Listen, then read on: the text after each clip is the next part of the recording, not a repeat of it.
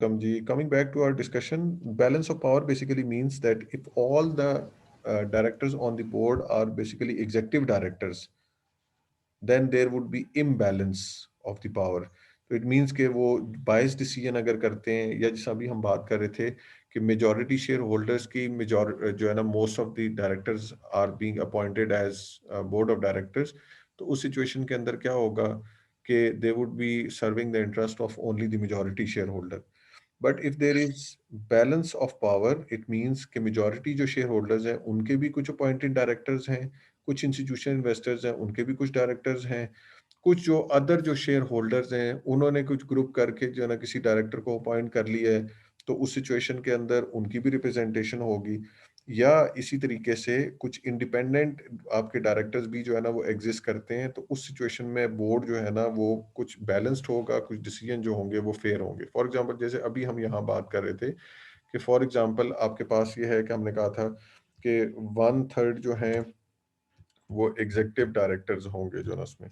इसी तरह से जो 1/3 हैं वो आपके नॉन जो एग्जीक्यूटिव डायरेक्टर्स हैं ये होंगे, और जो 1/3 हैं ये आपके पास जो है इंडिपेंडेंट नॉन एग्जीक्यूटिव जो है वो डायरेक्टर्स हैं.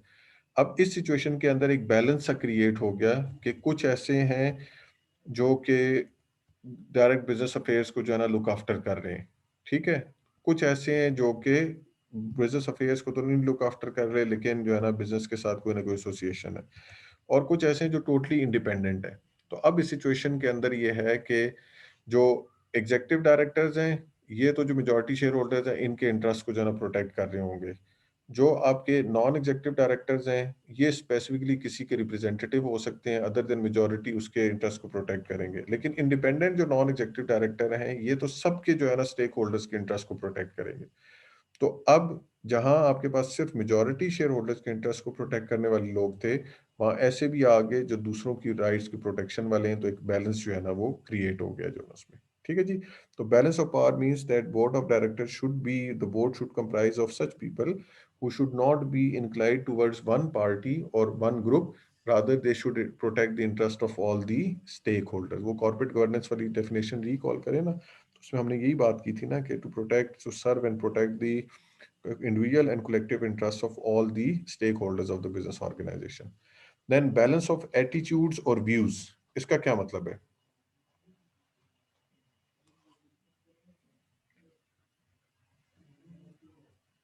जी? बैलेंस ऑफ एटीट्यूड और व्यूज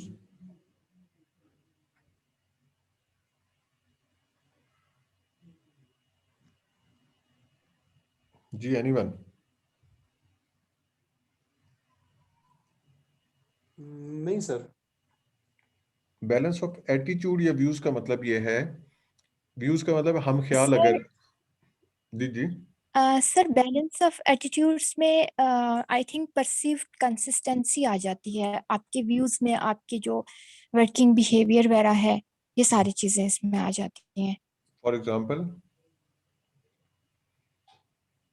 सर आप अपने ऑर्गेनाइजेशन में जो अपनी एक्टिविटीज वगैरह कैरी आउट करें, मतलब उसमें आपका जो एटीट्यूड है वो कितना मतलब शो करें, आप पॉजिटिव है या फिर वो नेगेटिव एटीट्यूड है, आपके क्या व्यूज हैं, ये अच्छा सारी चलें, चीजें, आपका मुझे बताएं, बिहेवियर किस तरह का है. मुझे बताएं सब लोगों का पॉजिटिव एटीट्यूड होना चाहिए, सब लोगों का नेगेटिव एटीट्यूड होना चाहिए तो अच्छा है?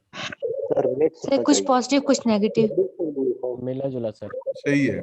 अगर सारे ही जो है ना वो हम ख्याल हो जाएंगे तो डिफरेंस ऑफ ओपिनियन ही नहीं रहेगा. जब डिफरेंस ऑफ ओपिनियन नहीं रहेगा तो हो सकता है बहुत सारे अच्छे डिसीजन भी पॉसिबल नहीं हो सके. फॉर एग्जांपल सारे के सारे जो है ना वो फाइनेंस के अंदर हम बोलते हैं रिस्क एवर्स लोग हैं कि कोई रिस्क लेना ही नहीं चाहते. तो जब रिस्क लेना ही नहीं चाहते तो जो है ना बिजनेस कैसे चलेगा? अब एक बंदा कहता है जी कि मैं घर से बाहर नहीं निकलता, अगर गाड़ी नहीं दी है घर से बाहर निकलूंगा तो खुदा ना खास्ता एक्सीडेंट हो जाएगा. तो एक्सीडेंट तो चले बाहर हो गई, ये भी हो सकता है घर के पोर्ट से गाड़ी जो है ना वो चोरी हो जाए, तो इसमें भी तो रिस्क है. तो अब ऐसी सिचुएशन है कि अगर बोर्ड ऑफ डायरेक्टर्स में ऐसे लोग हैं जो सारे के सारे रिस्क एवर्स हैं, रिस्क नहीं लेना चाहते, तो इन्वेस्टमेंट्स कैसे होंगी, इन्वेस्टमेंट्स के ऊपर रिटर्न कैसे आएंगे, बिजनेसेस कैसे मैनेज होंगे, पॉसिबल नहीं है जो है ना. और अगर सारे के सारे जो है ना वो रिस्क टेकर्स आ जाते हैं, तो वो भी बेड़ा गर्क कर देंगे कि अननेसेसरी रिस्क लेने की वजह से क्या होगा कि जो शेयर होल्डर की इन्वेस्टमेंट है जो है ना वो तबाह हो जाएगी। इसी तरीके से ये है कि अगर उनके जो है ना वो हर बात के ऊपर जो है ना वो हाँ में हाँ मिलाने वाले हैं, तो वो जो यस मैन बोर्ड वाली सिचुएशन थी जो है ना, तो बोर्ड फिर भी इनइफेक्टिव हो जाएगा। और अगर हर बात के ऊपर क्रिटिसाइज करने वाले हैं तो उसमें तो फिर ये है कि कोई भी कंसेंसस डेवलप नहीं हो सकेगा, कि एक बंदा जो बात करता है तो दूसरा उसको जो है ना वो निगेट कर देता है, उसका जो ओपिनियन है वो तीसरा बंदा जो है ना वो एक्सेप्ट नहीं करता, उसकी जो बात है वो चौथा बंदा जो है ना इंडोर्स नहीं करता। तो सिचुएशन में कंसेंसस कैसे डेवलप होगा, तो और वो सिस्टम कैसे चलेगा? तो इसका मतलब है। सर जी जी। सर बेसिकली मतलब ये अगर कहा जाए कि ऑर्गेनाइजेशन की ग्रोथ और ऑर्गेनाइजेशन को बेसिकली उसकी तरक्की के लिए, उसकी प्रोग्रेस के लिए जो हम काम कर रहे हैं, जो भी वो एटीट्यूड्स बेसिकली अपनाएं, वो उस गोल को जहन में रख के फिर मतलब तब वो एटीट्यूड या वो डिसीजंस लिए जाएं जो बेसिकली ऑर्गेनाइजेशन के लिए उसकी प्रॉस्पेरिटी के लिए सही हो। ठीक है, अब फॉर एग्जांपल देखें ना, उसमें ये है कि आप अपने प्रॉफिट को एनहेंस करना चाहते हैं। जी प्रॉफिट को जी बढ़ाने के लिए है कि आप कहते हैं जी कि हम क्या करें, और ज्यादा रिस्कियर इन्वेस्टमेंट्स वाली साइड के ऊपर जाएं, क्योंकि जितना ज्यादा जी रिस्क सही। होगा उतना ज्यादा प्रॉफिट होगा। जी जी अब जब अगर आप रिस्क वाली साइड के ऊपर जाएंगे तो अब प्रॉब्लम ये है कि प्रॉफिट तो बढ़ेगा, लेकिन दूसरी साइड पे ये सिचुएशन होगी कि अगर नुकसान हुआ तो सारे के सारा जो है ना वो बेड़ा गर्क हो जाएगा। ठीक है, तो अब अगर सारी लोग ये कहते हैं जी कि रिस्कियर इन्वेस्टमेंट करनी चाहिए, हर time investment opportunities look after करें, तो शायद बिजनेसेस को मैनेज करना या अपनी इन्वेस्टमेंट को प्रोटेक्ट करना जो है ना वो पॉसिबल नहीं रहेगा। तो इस एटीट्यूड में कुछ लोग ऐसे होने चाहिए जो रिस्क सीकर होने चाहिए, जो रिस्क लेने वाले हों, कुछ ऐसे हैं जो कि रिस्क एवर्स होने चाहिए, जो कि रिस्क को अवॉइड करें, कुछ न्यूट्रल लोग भी होने चाहिए। जैसे क्रिकेट टीम होती है ना, तो क्रिकेट टीम में अगर सारे के सारे लोग जो है ना वो आप बैट्समैन खिला लें तो बड़ा अच्छा स्कोर कर लेंगे, ऐसे ही है ना। लेकिन जब यस सर। बॉलिंग की बारी आएगी तो फिर क्या होगा, बॉलिंग कौन कराएगा? ठीक है, आप अच्छा कहते हैं चलें जी ठीक है, हम कुछ बैट्समैन रख लेते हैं, कुछ बॉलर रख लेते हैं। ठीक है, आपने बैट्समैन और बॉलर रख लिए जो है ना उसमें। अब जब फील्डिंग की बारी आई तो बैट्समैन भी अच्छा फील्डर नहीं है, बॉलर भी अच्छा फील्डर नहीं है, तो कैचेस छोड़ेंगे तो मैच कैसे विन करेंगे? ठीक है, तो आपको क्या करना है, एक बैलेंस क्रिएट करना है उसमें। अच्छा, अब जो बैट्समैन है आपके, कुछ ऐसे बैट्समैन होंगे जो कि शाहिद अफरीदी की तरह हर बॉल पे छक्का लगाने वाले हैं। ठीक है, और कुछ ऐसे हैं जो यूनुस खान की तरह, मिसबा की तरह जो है ना मिडिल ऑर्डर में आके जो है ना वो इनिंग्स को जो है ना वो कैरी करने वाले हैं। तो अब आपको ये बैलेंस चाहिए, अपनी टीम में एक कम्बिनेशन चाहिए। कुछ ऐसे लोग हैं जो रिस्क टेकर हैं, ठीक है, जो कि बस हर बॉल के ऊपर छक्का लगाने के जो है ना करते हैं। ठीक है, और वो भी अच्छे प्लेयर्स हैं कि रन रेट को इंक्रीज करना है या रिक्वायर्ड रन रेट बहुत ज्यादा हो गया है तो उसको कवर अप करने के लिए ऐसे लोग आपको चाहिए। लेकिन दूसरी साइड पे ऐसे लोग भी चाहिए जो कि विकेट को भी होल्ड करें, प्रोलॉन्ग इनिंग्स खेलें, ताकि जो है ना वो आपकी टीम को जो है ना लेके चल सके जो है ना उसमें। बिल्कुल इसी तरह से बोर्ड में अगर एक ही तरह के एटीट्यूड के जो है ना वो लोग होंगे, ठीक है, कि सारे जो है ना निकम्मे हैं, नहीं काम करने वाले हैं, तो क्या इफेक्टिवनेस होगी? उसका तो बेड़ा गर्क हो जाएगा जो है ना उसमें। और अगर सारे ही बहुत ही जो है ना प्रोएक्टिव हैं जो है ना उसमें, तो तब भी सिस्टम नहीं चल पाएगा। उनकी प्रोएक्टिवनेस जो है ना वो क्या करेगी, सिस्टम को जो है ना वो डिबो देगी। इसी तरह सारे रिस्क टेकर हैं तो तब भी बिजनेस के लिए जो है ना प्रॉब्लम सम है। अगर कोई भी रिस्क नहीं लेना चाह रहा तो बिजनेस में एक्टिविटीज क्या होंगी, बिजनेस का सर्वाइवल कैसे पॉसिबल होगा? व्यूज का भी मतलब ये है कि बैलेंस होना चाहिए। कुछ लोग जो है ना उसको क्रिटिकली इवेल्युएट करें, कुछ उसके ऊपर पॉजिटिव क्रिटिसिज्म करें, कुछ उसको एनालाइज करें जो है ना वो क्रिटिकली, और अपना पॉइंट ऑफ व्यू दें। ये भी जरूरी है। सारे के सारे उसको मानना शुरू कर देंगे, सारे के सारे निगेट करना शुरू कर देंगे, तो फिर भी बोर्ड की जो है ना इफेक्टिवनेस जो है ना वो इफेक्ट होगी। तो आपको बोर्ड के अंदर ऐसे लोग भी चाहिए जो काफी ब्लंट हों, ऐसे भी हैं जो एक्सट्रोवर्ट हैं, ऐसे भी लोग चाहिए जो क्रिटिकली सोचने वाले हैं, जो उसके ऊपर जो है ना बड़ी थॉरो जो है ना अंडरस्टैंडिंग रखने वाले हैं। ऐसे भी लोग हों जो कि जो है ना सिर्फ जो है ना वो बोर्ड को इन्फ्लुएंस करने वाले ना हों, बल्कि ऐसे भी लोग हों जो दूसरों की बात को भी एक्सेप्ट करें और उस डिसीजन को जो है ना वो लेके चलें। And then balance of gender, कि आपके जो बोर्ड है उसमें सिर्फ और सिर्फ मेल मेंबर्स नहीं होने चाहिए, बल्कि उसमें फीमेल्स की रिप्रेजेंटेशन भी होनी चाहिए। तो ये कोड ऑफ कॉर्पोरेट गवर्नेंस में आजकल काफ़ी जो है ना वो एक हॉट डिस्कशन है कि जो बोर्ड ऑफ डायरेक्टर्स हैं उसमें जो फीमेल रिप्रेजेंटेशन है उसको इंश्योर किया जाए, और उन फीमेल्स को जो है ना भी जो है ना वो ऑन बोर्ड किया जाए। तो ये जो ऊपर हम बैलेंस ऑफ एटीट्यूड या व्यूज की बात कर रहे थे, उसको भी ये जो है ना पर्सपेक्टिव इफेक्ट करता है कि जो मेल्स हैं वो उनका जो एक वर्किंग स्टाइल है और जो फीमेल्स हैं उनका वर्किंग स्टाइल जो है ना वेरी करता है, तो उनकी बोर्ड में प्रेजेंस से जो बोर्ड की इफेक्टिवनेस है उसको मजीद जो है ना वो इनहेंस किया जा सकता है। ठीक है जी। देन कॉन्सिक्वेंसेज ऑफ इम्बैलेंस, अगर बोर्ड बैलेंस नहीं होगा तो फिर मसले मसाइल क्या होंगे? Board can be misguided by the executives, जाहिर सी बात है कि अगर सारे के सारे जो है ना वो निकम्मे लोग बैठे हुए हैं, सारे के सारे ऐसे हैं जिनकी कोई रेलिवेंट एक्सपर्टीज नहीं है, तो बोर्ड जो है ना वो मिसगाइड होगा। जब बोर्ड मिसगाइड होगा ओवरऑल कंपनी सफर करेगी। Interest of only one stake holder is served, जैसे हमने कहा था ना कि अगर for example balance of representation नहीं होगी तो मेजॉरिटी शेयर होल्डर की मेजॉरिटी बोर्ड ऑफ डायरेक्टर्स होंगे, तो वो उसी के राइट्स को प्रोटेक्ट कर रहे होंगे, बाकी स्टेक होल्डर्स को निगलेक्ट कर दिया जाएगा। पुअर डिसीजन मेकिंग, जाहिर सी बात है अगर उनके पास एबिलिटी नहीं है, उनकी जो है ना रेलिवेंट स्किल नहीं है, तो जो उस पर डिसीजन करेंगे वो डिसीजन भी गलत ही होगा। स्टेटस को मेंटेलिटी, ठीक है, वो उसको किसी भी चीज को चेंज नहीं करेंगे जो है ना। व्यूज जो है ना वो उनके अगर डिफरेंट नहीं है, ओपिनियंस डिफरेंट नहीं है, तो बस जैसे चल रहा है वैसे चलता रहने दो, हमें क्या जरूरत है कि जो है ना उसके अंदर चेंज लेके आनी है। आओ बोर्ड मीटिंग को अटेंड करो, अपनी रिमोनेशन लो, खाओ पियो और जो है ना वो चले जाओ। लैक ऑफ कम्युनिकेशन, जब जाहिर सी बात है कि उनकी एक्सपर्टीज नहीं है, उनकी कोई इन्वॉल्वमेंट नहीं है, वो स्टेटस को मेंटेलिटी को जो है ना मेंटेन करना चाह रहे हैं, तो वो अपने जो व्यूज हैं उनको भी जो है ना ऑन टेबल नहीं करेंगे, जिस वजह से बहुत सारे डिसीजन जो है ना इफेक्ट होंगे। And things start getting fixed, पहले से ही डिसाइड होगा कि बस जी ये एजेंडा आना है और आपने क्या करना है, इसको अप्रूव कर देना है जो है ना उसमें। इस पे ज्यादा बहस करने की जरूरत नहीं है, इस पे बात करने की जरूरत नहीं है। एक ही टाइम के ऊपर जो है ना बस जो चीज आती है उसको जो है ना वो क्लियर कर दे। Okay ji.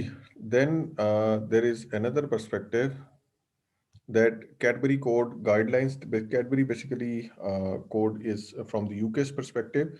It specifies that there should be regular meetings of the board. Generally, Pakistan के अंदर भी है कि at least there must be one meeting per quarter. तो at least once a quarter जो है ना उनको मिलना चाहिए जो है ना उसमें। लेकिन उसका इशू ये है कि अब जैसे नेशनल बैंक है, तो नेशनल बैंक में जो डिफरेंट डायरेक्टर्स हैं, they are getting around 200,000 for one meeting जो है ना उसमें।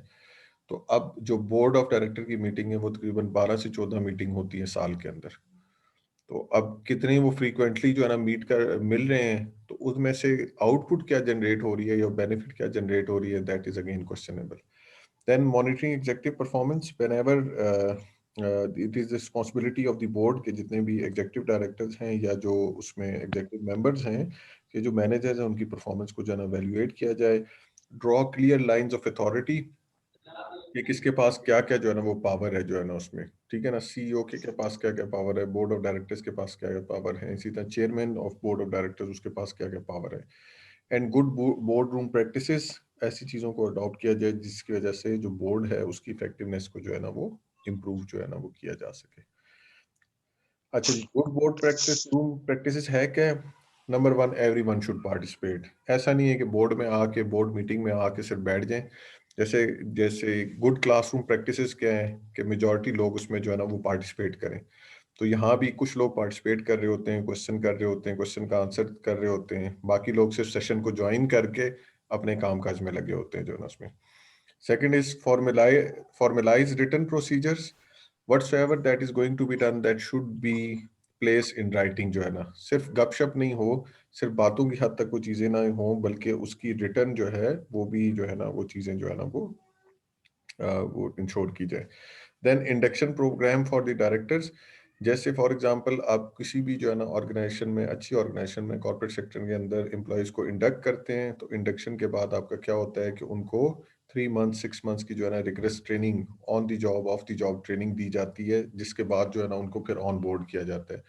बिल्कुल in the same way there should be a rigorous program for the induction for the directors, कि प्रॉपर तरीके से बोर्ड ऑफ डायरेक्टर्स को इंडक्ट करें। अगर सही लोगों को जो है ना वो करेंगे, वो जो एचआर वाले कहते हैं right person for the right job, तो once you have acquired the right person then you will be free of the problems, कि जो बंदा है वो ठीक अपॉइंट हुआ है तो काम भी जो है ना वो ठीक करेगा। Each director should get the same information at the same time, तो वो जो इंफॉर्मेशन है वो ऐसा नहीं होना चाहिए कि एग्जीक्यूटिव डायरेक्टर्स के पास ज्यादा है, नॉन एग्जीक्यूटिव को पता ही नहीं है, तो उस पर जो डिसीजन मेकिंग होगी जाहिर सी बात है वो भी गलत होगी। तो जो भी बोर्ड रिलेटेड मैटर्स हैं उनकी सारी इंफॉर्मेशन जो है ना वो सबके पास होनी चाहिए। फॉर एग्जांपल, अब जो नॉन एग्जीक्यूटिव डायरेक्टर्स हैं अब वो नॉन एग्जीक्यूटिव डायरेक्टर का अब फॉर इंस्टेंस इस तरह से है कि आपकी जो कंपनी है उसके डिफरेंट जो प्रोडक्ट्स हैं उसके ऊपर सेल्स टैक्स की जो है ना रेगुलेशन जो है ना वो डिफरेंट हो सकती है। फॉर एग्जांपल आप क्या कर रहे हैं कि कुछ मटेरियल इंपोर्ट कर रहे हैं, उस पर सेल टैक्स जो है ना वो डिफरेंट आपको जो है ना वो चार्ज हो रहा है, और जो प्रोडक्ट्स बना के आप जो है ना सेल कर रहे हैं मार्केट, उस पर टैक्स जो है ना वो प्रोविजन जो है ना डिफरेंट है। तो अब अगर नॉन एग्जीक्यूटिव डायरेक्टर आपसे ये एक्सपेक्ट करता है कि आपका जो टैक्स कंसल्टेंट है उससे मैंने मिलना है, तो may be some of the people would raise concern कि भाई इसका क्या काम है टैक्स कंसल्टेंट से। बट अनलेस और until he is clear about the tax policies कि किन चीज़ों पे कौन से टैक्सेस अप्लाई हो रहे हैं और वो जो डिफरेंस एग्जिस्ट करता है किस वजह से एग्जिस्ट करता है, तो उसके ऊपर उन पॉलिसी मेकिंग के ऊपर, उन डिसीजंस के ऊपर वो क्या जो है ना वो ओपिनियन दे सकते हैं। No post facto approvals, no post facto approvals का मतलब ये है कि डिसीजन आपने ले लिया, इंप्लीमेंट कर चुके हैं, अब सिर्फ आपने क्या किया है वहां पे जो एनुअल जनरल मीटिंग में सिर्फ फॉर्मेलिटी के तौर पे अप्रूवल लेने के लिए उसको कर दिया, तो ऐसा नहीं होना चाहिए। Before the implementation of that decision, before the जो है ना वो carrying out that particular thing, it's approval must be sought before the implementation, जो है ना उसमें पहले होना चाहिए, बाद में नहीं अप्रूवल लेनी। Chairman decides the content of the agenda, कि जो बोर्ड का चेयरमैन है वो एजेंडा पॉइंट जो है ना वो करे, ना कि सिर्फ जो है ना सीईओ या जो कह ले कि एग्जीक्यूटिव मेंबर्स हैं वो सिर्फ एजेंडा पॉइंट को फाइनलाइज करें। Role of the chairman, chairman क्या है जी, he is the person who is heading the board of directors. तो role of the chairman includes number 1 running the board, calling and chairing its meeting, जो है ना सब board of directors को जो है ना हेड करना, और जितनी भी बोर्ड मीटिंग्स हैं उनको जो है ना कंडक्ट करना, उनको चेयर करना, this is the responsibility of the chairman of the board. Number 2, ensuring all the directors get timely and complete information. जो भी for example agenda of meeting है वो टाइमली सर्कुलेट होना चाहिए, ताकि जो बोर्ड ऑफ डायरेक्टर्स आ रहे हैं उस एजेंडा के अकॉर्डिंगली जो है ना वो इफेक्टिवली पार्टिसिपेट करें। ऐसा ना हो कि जिस टाइम मीटिंग है उसी टाइम पे एजेंडा ऑन टेबल किया जाए। फॉर एग्जांपल बजट की अप्रूवल है और same time at the time of meeting budget आप उनको जो है ना सामने कर रहे हैं और 400 पेजेस का जो है ना वो बजट है, तो जाहिर सी बात उसमें उन्होंने क्या इनपुट देनी है। तो whatsoever the decision is to be taken in the board meeting, the agenda must be circulated in time so that the relevant information or discussion can be done on that. Then acting as a bridge between the board and the shareholders slash stakeholders, जैसे हमने बात की थी जी कि board of directors और जो share holders हैं इनमें भी कॉन्फ्लिक्ट ऑफ इंटरेस्ट हो सकता है, तो chairman being the head of board of directors वो क्या करेगा, मिडल मैन के तौर पे प्ले करेगा जो है ना उसमें। He is heading the board of directors and he is also acting as a collaborator for the share holders, तो उन दोनों के दरमियान जो है ना वो ब्रिजिंग जो है ना रोल प्ले करेगा, जिस तरह से बोर्ड ऑफ डायरेक्टर्स करते हैं मैनेजमेंट और शेयर होल्डर्स के दरमियान। Then evaluating the performance of individual directors, हर जो इंडिविजुअल डायरेक्टर है वो कितना इफेक्टिवली जो है ना वो परफॉर्म कर रहा है, अपनी रिस्पॉन्सिबिलिटीज को फुलफिल कर रहा है, that can be done by the chairman of the board. And arbitrator in the event of internal disputes, और ये सालिस के तौर पे काम करता है अगर इंटरनली कोई डिस्प्यूट हो जाते हैं। For example board of directors हैं, 8 मेंबर हैं and 9th one is chairman, तो किसी भी जो है ना वो पर्टिकुलर डिसीजन में जो है ना वो एक टाई हो जाती है, 4 लोग एक साइड पे, 4 दूसरी साइड के ऊपर हैं, तो फैसला किस पे होगा, तो वो जो चेयरमैन का जो वोट होगा that would be the deciding vote जो है ना उसमें। तो बहुत सारे ऐसे जो जहाँ पे जो डिस्प्यूट्स आ जाएंगे बोर्ड ऑफ डायरेक्टर्स के दरमियान, तो chairman would be the person who would resolve these disputes. Then the responsibilities of the CEO and the management. CEO is the chief executive officer. He is basically the head of the management. His responsibilities include operating the company in an effective and ethical manner according to the policies set by the board. तो board है, chairman share holder है, उसके बाद chairman of board है, फिर उसके बाद board of directors है, बोर्ड ऑफ डायरेक्टर्स के बाद जो है ना वो सीईओ है, और सीईओ के बाद जो है मैनेजमेंट, तो he is basically heading the management. Drawing the strategic plans which would be implemented by the management, then drawing annual plans and the budgets, the selection of the managerial and other staff, identifying the different business risks, generally ये business risk की identification आगे risk management के chapter में भी हम detail में discuss करेंगे। तो बहुत रेयरली, बहुत कम ऑर्गेनाइजेशन उसको जो है ना वो कर रही होती हैं रिस्क प्रोफाइलिंग, बहरहाल it is the responsibility of the CEO and the senior management. Then financial reporting, how the business information would be reported to all the stakeholders in the form of different financial statements. Then internal control measures, how these will be taken in order to ensure that there is no fraudulent activity going on and the processes are quite smooth and the functioning is going on in a good way. And code of conduct for all the staff के सारे किस तरीके से जो है ना वो काम करेंगे, बिहेव करेंगे. Then there is another perspective that says that the duality of the office of chairman and CEO. इसका क्या मतलब है? Duality of the office of chairman and CEO.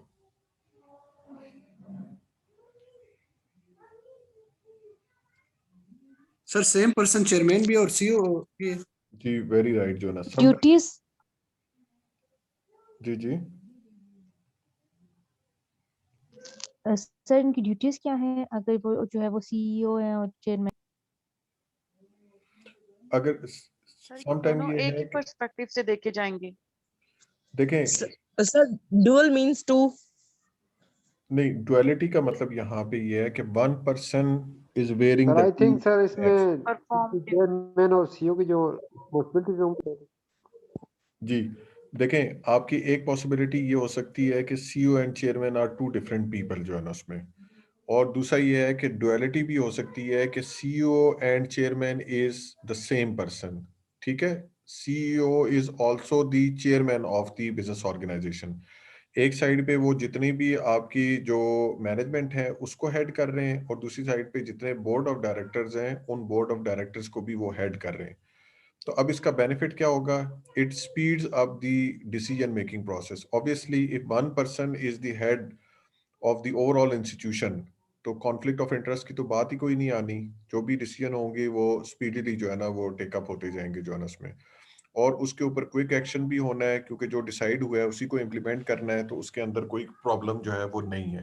It saves the cost often only one salary, कि एक ही बंदा दोनों positions को जो है ना होल्ड कर रहा है, तो उसको कुछ एक्स्ट्रा इंसेंटिव या बेनिफिट तो दे दिए जाते हैं, लेकिन अलहदा से सैलरी नहीं दी जाएगी. कि जैसे फॉर एग्जांपल सीईओ कोई और है और आपका जो है ना चेयरमैन कोई और है, तो दोनों को अलहदा से सैलरी देनी पड़ेगी. But if one person is holding the two positions, तो उस सिचुएशन के अंदर ये है कि उसी को कुछ एक्स्ट्रा बेनिफिट या कुछ पर्क्स एंड बेनिफिट्स दे दिए जाएंगे, डबल सैलरी नहीं दी जाएगी. More effective due to greater powers, जाहिर सी बात है, the same person is heading the management as well as all the board of directors. तो ऑब्वियस सी बात है, जो बोर्ड ऑफ डायरेक्टर्स हैं they are working under the chairman, तो he has the most power. ठीक है, इन दी ऑर्गेनाइजेशन सबसे ज्यादा जो है ना इन्फ्लुएंशियल जो है ना वो पर्सन होगा. More effective due to greater powers, जाहिर सी बात है जितनी ज्यादा पावर होगी उतनी इफेक्टिवनेस होगी. With in the company and dealing with the outsider. With in the company भी सबको पता है कि जो है ना this is the person who is having the ultimate authority जो है ना उसमें, तो इस वजह से भी उसकी इफेक्टिवनेस होगी. और आउटसाइडर्स को भी पता है कि ही is the person who is all in all, तो जो भी डिसीजन है वो इसी ने करने हैं, तो जो बार्गेनिंग पावर होगी that lies with this person. These are some of the benefits of the duality. लेकिन इसके कुछ नुकसानात भी हैं. क्या क्या हो सकते हैं? There could be certain disadvantages of this duality. Sir जैसे स्पीड अप डिसीजन मेकिंग थी, तो इसमें ये भी हो सकता है कि जो आपकी डिसीजन है वो डिलेड हो जाए. ठीक है. These are some, if someone can sir explain. बाइस डिसीजन भी हो सकते हैं। Sorry? बाइस डिसीजन भी हो सकते हैं, यानी कि वो कुछ बाइसनेस क्रिएट करते हैं, तो बिल्कुल अगर ऐसे- एक ही पर्सन बिल्कुल चेयरमैन और सीईओ हो। बिल्कुल ठीक है. डिसीजन बाइसनेस भी हो सकती है. नंबर वन, इट अच्छा, दूसरा ये पहले उसको सेपरेशन को जो है ना वो देख लेते हैं जो है ना उसमें, कि if the both the positions are separate, so in that situation what happens is it provides an extra layer of answerability, less chances of cover ups. अब जाहिर सी बात है, अगर सेम पर्सन सीईओ भी है और चेयरमैन भी है, तो चेयरमैन से कौन पूछेगा जो है ना उसमें? बोर्ड ऑफ डायरेक्टर्स तो नहीं पूछ सकते, because he is the boss of the board. But if both the positions are separate, तो उसमें जो अकाउंटेबिलिटी है या आंसरेबिलिटी है वो क्या हो जाएगी? इंक्रीज हो जाएगी. इस वजह से कि the board can basically question the CEO now, and then board can be questioned by the chairman. तो उस सिचुएशन के अंदर जो उनकी आंसरेबिलिटी है या उनको जो अकाउंटेबिलिटी है वो क्या हो जाएगी? इंक्रीज हो जाएगी. Then non executive chairman not member of the management जो है ना, तो इस सिचुएशन के अंदर ये है कि जो नॉन एग्जीक्यूटिव आपका जो डायरेक्टर है, इफ ही और शी इज द चेयरमैन, तो is not the member of the management, तो उसके अंदर जो आपकी जो बायसनेस है या जो एक टिल्ट है टुवर्ड्स मैनेजमेंट जो है ना, उसको क्या किया जा सकता है, कंट्रोल किया जा सकता है, इफेक्टिवनेस को जो है इम्प्रूव किया जा सकता है। Non executive chairman can provide better option for the monitoring.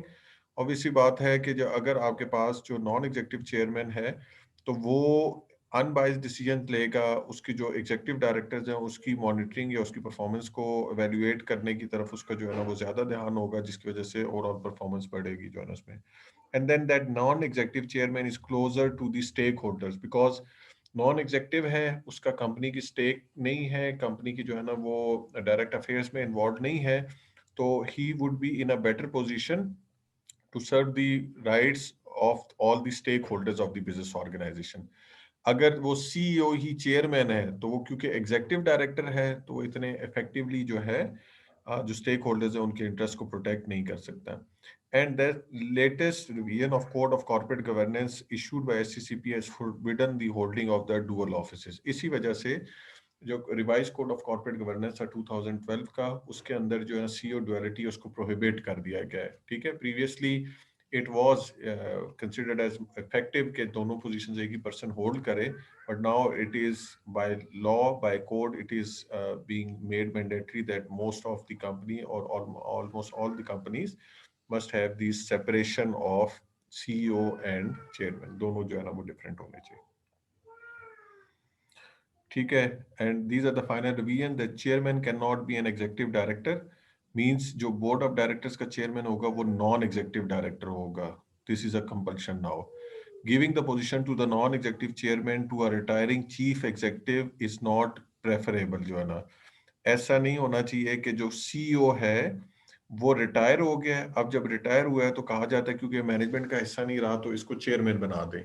इसको जो है ना वो अप्रिशिएट नहीं किया जाता क्योंकि वो ऑलरेडी बीइंग अ सीईओ उसकी डिफरेंट एफिलिएशन है मैनेजमेंट के साथ, तो अब वो चेयरमैन अगर बना दिया जाएगा तो despite of the fact that he is not directly part of the management but still he has affiliation with the management, तो वो अनबाइस्ड डिसीजन जो है ना उसको नहीं रिस्ट्रिक्ट किया जा सकता। Then greater responsibilities on the CEO and CFO. अब जाहिर सी बात है जब वो डिफरेंट पोजीशन जो है ना वो होल्ड करेंगे तो जो सीएफओ या सीईओज हैं उनकी रिस्पॉन्सिबिलिटी ऑटोमेटिकली जो है ना वो इंक्रीज हो जाएगी। And criteria set for who could be appointed as principal officers of a listed company, तो कोड ऑफ कॉर्पोरेट गवर्नेंस के अंदर इस क्राइटेरिया को भी ले डाउन कर दिया गया है कि सीईओ के लिए क्या क्या रिक्वायरमेंट्स होनी चाहिए, सीएफओ के लिए क्या क्या क्वालिफिकेशन होनी चाहिए, क्या रिक्वायरमेंट्स होनी चाहिए। जैसे for example one of the requirement for becoming the CFO of any company is that he should be a member of any professional body. तो जैसे पाकिस्तान के अंदर आई कैप है, institute of chartered accountants of Pakistan है, ICMA भी है, इसका हो गया, या पिफा या किसी भी जो है ना और प्रोफेशनल बॉडी का जैसे एसीसी वगैरह होगी तो इसका मेंबर होना जो है ना वो जरूरी है। तो अगर वो मेंबर नहीं है तो उसको जो है ना वो सीएफओ के तौर पे कंसिडर नहीं किया जाएगा। तो इस किस्म की चेंजेस की वजह से जो इफेक्टिवनेस है वो कंपैरेटिवली ज्यादा बेहतर होगी। Okay जी, that's it from my side. If you have any query, any issue, if you want to ask something, please feel free to ask. CB sir, जी जी, सर ये सीईओ और सीएफओ में सर क्या डिफरेंस होता है sir? CEO है chief executive officer, ठीक है, ये सर जो कि ओवरऑल कंपनी को जो है ना वो हेड कर रहा है, और CFO is chief financial officer. Chief financial officer ये है कि जो आपका फाइनेंस डिपार्टमेंट होता है, जो फाइनेंस मैनेजर वगैरह है, उसको वो हेड कर रहे हैं। Okay, thank you sir. I think आपने पिछली क्लास में एक क्वेश्चन हुआ था कि बाहर कंपनी 100-200 साल चलती हैं, हमारी क्यों नहीं चलती? जी जी If you recollect, I think you answered that question also. Bahar chief executive is supposed to be qualified manager, जी जी where a chairman is not necessarily qualified manager. Or by virtue of his trust in the trust of investors, he becomes chairman. Whereas CEO is qualified manager, CFO is qualified financial management. So that's how they get qualified people to manage the affairs, और chairman उनको oversee कर लेता है and company keeps running. हमारे यहाँ जब chairman खुद ही CEO बनता है तो कुछ अरसे बाद फैमिली एक्सपेंड होती है तो उनका लैक ऑफ ट्रस्ट बढ़ जाता है, जिसके हाथ में गल्ला आ जाता है वो पैसे लेके गायब हो जाते हैं। That's how नहीं, companies go. नहीं, असल में ये भी होता है कि हमारा जो कल्चर है वो फैमिली बेस्ड चल रहा होता है, और जो बायर है वो ओनरशिप ट्रांसफर कर देते हैं लोगों में। नहीं, उसमें जैसे अमेरिकन है ना, अमेरिकन कंपनीज का ये है कि वो लिमिटेड लाइबिलिटी पे आती है। वो लोग बिजनेस एस्टेब्लिश करते हैं, जैसे सिलिकॉन वैली का सारा सीन है, एस्टेब्लिश किया, कुछ अरसे बाद ओनरशिप सारी उन्होंने अपनी बेच दी आगे, कुछ शेयर अपने लिए वो रखते हैं, उसके बाद वो नई कंपनी की तरफ लग जाते हैं। नहीं, तो लिमिटेड लाइबिलिटी का कॉन्सेप्ट तो आपके पास भी है, लेकिन वो इंटेंशन जो यार है लोग हमारी तरह जाते नहीं है ना, यहाँ पे ना जाने की वजह ये है कि फॉर एग्जांपल लेट सपोज हम एक शेख का पूरा एक मतलब फॉर एग्जांपल मैं नाम नहीं लेता, जी, कोई बिजनेसमैन है, ठीक है, सेठ जी। साहब कोई है, अब उन्होंने अपना बिजनेस सेटअप किया है, तो वो क्यों चाहेंगे कि हमारे मुल्क उनकी जगह उनकी फैमिली का कोई बंदा ना आए और हम में से कोई ऊपर आ जाए, तो बिल्कुल इसलिए सही। वो जो शेयर ओनर है ना, ओनरशिप वो बेचते ही नहीं है। बिल्कुल ऐसे ही है, वो पर्सपेक्टिव डिफरेंट है ना। हम ऑनरशिप जो है ना वो करते हैं उसको एक्चुअली कंट्रोल पर्सपेक्टिव से, वो जो इंटरनल और एक्सटर्नल शेयर होल्डर वाली हमने डिवीजन देखी थी, जी। वहां पे for the time being if they are internal share holders they will let it go after certain period of time, और उसको जो है ना वो मूव कर लेते हैं। अब बिल गेट्स वगैरह की देख लें एग्जांपल, कंपनी स्टेब्लिश की, उसको $1 मिलियन कंपनी बनाया, जो है ना वो टॉप मोस्ट जो है ना आईटी कंपनीज के अंदर जो है ना लेके गए, लेटर ऑन जो है ना वो अपना इंटरेस्ट चेंज करके जो है ना आगे वो मूव कर गए। आप इसको ये देख लें कि ठीक है, कुछ फाइनेंशियल भी कंस्ट्रेंट्स हैं, कुछ चीज़ें भी हैं कि पाकिस्तान के अंदर बाय एंड लार्ज ऐसा होता है कि जितने भी लोग हैं जो कि वो जॉब्स के साथ जो है ना